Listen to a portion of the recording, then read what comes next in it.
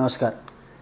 काळ आला होता पण वेळ आली नव्हती, अशी एक जीवघेणी घटना माझ्या आयुष्यात घडली. ज्या अपघातातून मी थोडक्यात बचावलो आहे त्याच्याविषयी सांगायला हा व्हिडिओ मुद्दामून बनवतो की मी जी चूक केली ती तुम्ही करू नका, एवढीच त्याच्यामागची अपेक्षा आहे, उद्देश आहे.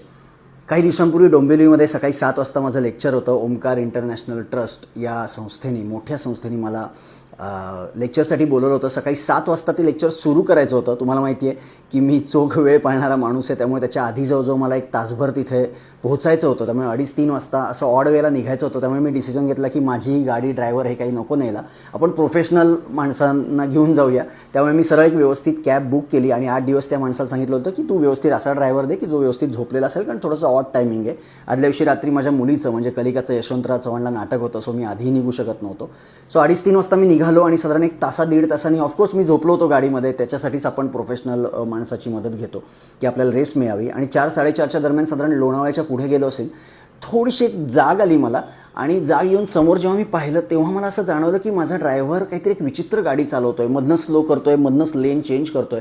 तर मी त्याला म्हटलं की अरे तुला काय होतं आहे का, तू आपण बाजूला थांबू 10 मिनटं, मला काही घाई नाही आहे, आपण व्यवस्थित वेळेत पोहोचणार आहोत, आपण मार्जिन ठेवून निघालेलं. तर तो म्हटला नाही नाही साहेब, काल आज दिवसभर मी रूमवर भरपूर आराम केला, झोपा काढलेत, तुम्हाला घाई नाही म्हणून मी सावकाश चाललो आहे. म्हटलं मग ठीक आहे, हां घाईनी चालवायची गरज नाही आहे, निवांत जाऊया आपण.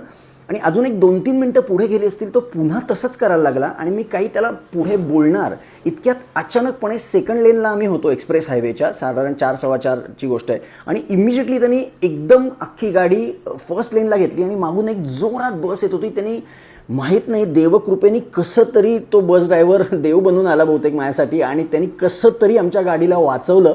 आणि तो पण एका साईडला जाऊन थांबला आणि ऑब्व्हियसली आम्ही पण थांबलो. आणि मी खूप ओरडलो ड्रायव्हरला आणि त्याला म्हटलं बाबा रे, मी तुझ्याबरोबर येणार नाही, आता एका अटीवर मी येतो, मी गाडी चालवणार, तू शेजारी बसायचं. असं करून त्याला कंपल्सरी शेजारी बसवलं आणि मग मी पुढे डोंबिवलीपर्यंतचा प्रवास केला. आणि ज्या सेकंदापासून त्याला बसवलं त्या सेकंदापासून तो घोरायला लागला, पूर्ण गाड झोपला होता. आणि डोंबिवलीच्या त्या गेटमध्ये गेल्यानंतर मी त्याला उठवलं आणि म्हटलं बाबा रे, ही चावी घे कारची आणि मी तुझ्याबरोबर येणार नाही, ही तुझी गाडी. येताना अर्थात दुसऱ्या गाडीने आलो. तेव्हा मी परत येताना विचार करत होतो की आपण केवढ्या मोठ्या एका प्रसंगातून वाचलो आहे आणि लाईफ किती अनसर्टन आहे.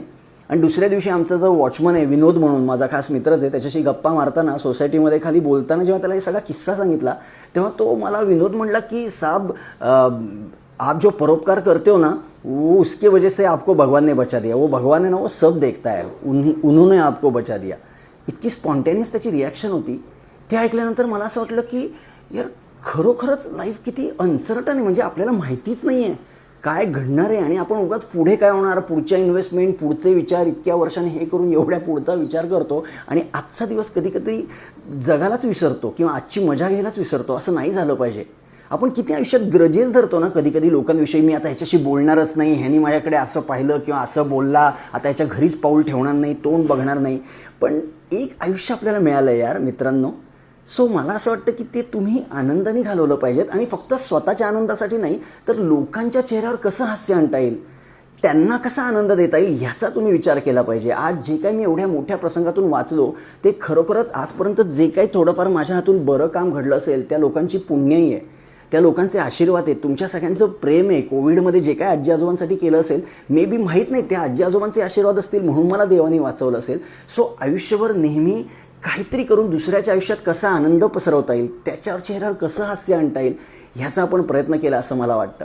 कारण जेव्हा शेवटच्या श्वासाला तुम्ही येता ना, तेव्हा तुमच्या म्युच्युअल फंडमध्ये किती कॉर्पस आहे, तुमच्याकडे किती एफडी आहेत, किती रिकरिंग आहेत, तुमच्या घराला इटालियन मार्बल बसवला आहे का, आणि तुमच्याकडे कोणती कार आहे का, या गोष्टी मॅटर नाही करत. त्यामुळे मला असं वाटतं की माझ्या आयुष्यामध्ये प्रत्येक दिवसाला जी नवीन माणसं येतात ना, ती माझी SIP आहे. आणि माझ्या शेवटच्या काळात जेव्हा मला लोकांची गरज लागेल ना, तेव्हा ही सगळी चांगली माणसं एकत्र येऊन माझी SWP बनणार आहेत आणि अशा चांगल्या माणसांचा माझ्या आयुष्यात कॉर्पस तयार होणार आहे. त्यामुळे नेहमी लक्षात ठेवा, म्युच्युअल फंडचा कॉर्पस शेवटी काही कामी येत नाही, चांगली माणसांचा कॉर्पस हा तुमच्या आयुष्यात कामाला येतो. बघा तुम्हाला पटतंय का.